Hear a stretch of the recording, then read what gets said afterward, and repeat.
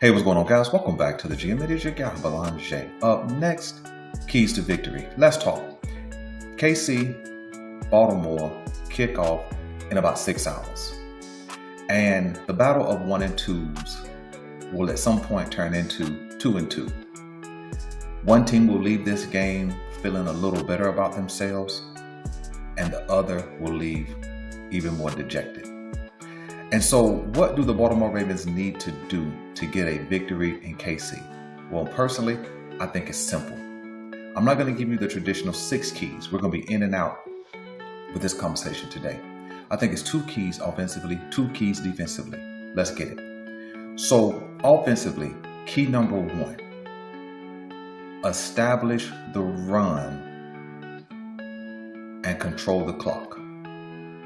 That's key number 1. I absolutely think Lamar Jackson is going to be able to get the pass going. But in order to help out the defense, the offense must be able to manage the clock, be able to hand it off and pick up 4 to 5 yards per carry. Combination of Derrick Henry, Lamar Jackson, Justice Hill, and yes, Keaton Mitchell. This is the kind of game that Keaton Mitchell should get involved in. He offers a different dynamic than Derrick Henry. He offers a different dynamic than Justice Hill. And nobody has tape on him for 2025. Why? Because he hasn't played.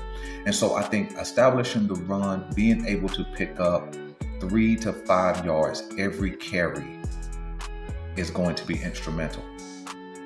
I think that this offensive line has not blocked well in the run game. And so hopefully the Baltimore Ravens are going to make the blocking concept simple today.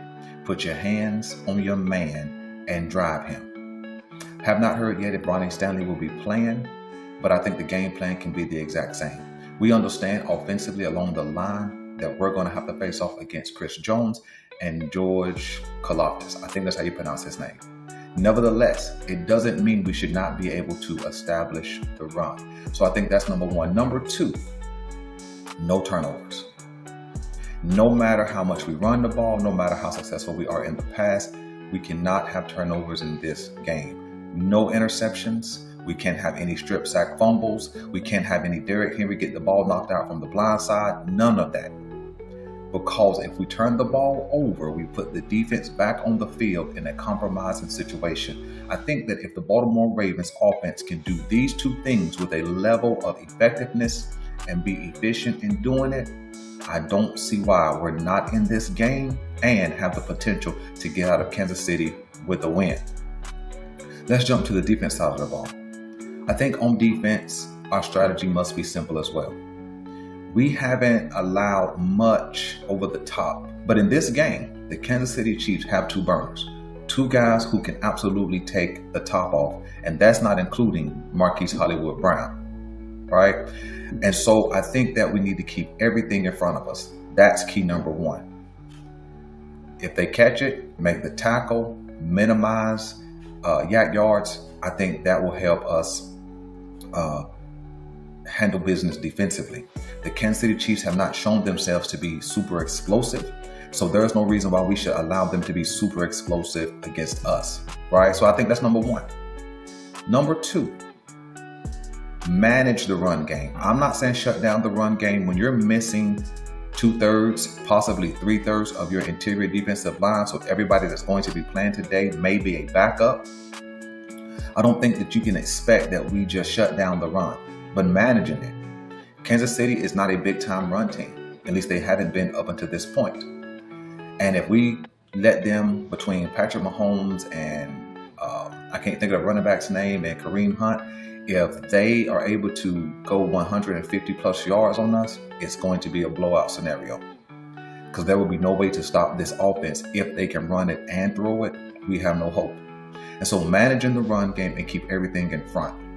If you combine that with what we do offensively, managing the clock, establishing the run game, no turnovers, there is no evidence out there in the Ravens-Chiefs history that says, specifically in the Lamar Jackson era, that says that we're going to get blown out or that we're going to blow them out. That means going into that 4th quarter, it's going to be close. And if it's close, we have a chance.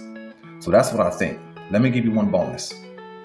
This can't be the game where we make mistakes, bad calls, poor clock management, poor play calling offensively, poor schematics defensively, and earn a win. So coaching has to be on point. This has to be one of the better coached games that the Baltimore Ravens have had this season. And that's not really hard to do considering what we've seen for the first 3 weeks. Let me go one step further as we get out of here. If the Baltimore Ravens don't get out of Kansas City with a win and we fall 1-3, it's almost a guarantee that we lose the next week against the Rams and fall to 1-4. You see, in yesterday's video, I said this either is a launching pad or a failure to launch for this season. Understood that we have a lot of things against us. Injuries along the offensive line, and before even the injuries, we had a subpar offensive line performance. Fumbling from the backfield, and then a lot of injuries along the defensive line. And even before that, we were still having trouble defensively. And so this game can be a launching pad, confidence, motivation, or it can be one of those games where the Baltimore Ravens fail to get off the runway for 2025. And I'm telling you, if we lose this game, we will also lose against the Rams. So listen, let me know what you guys think. I'll catch you guys later on tonight. I'm out.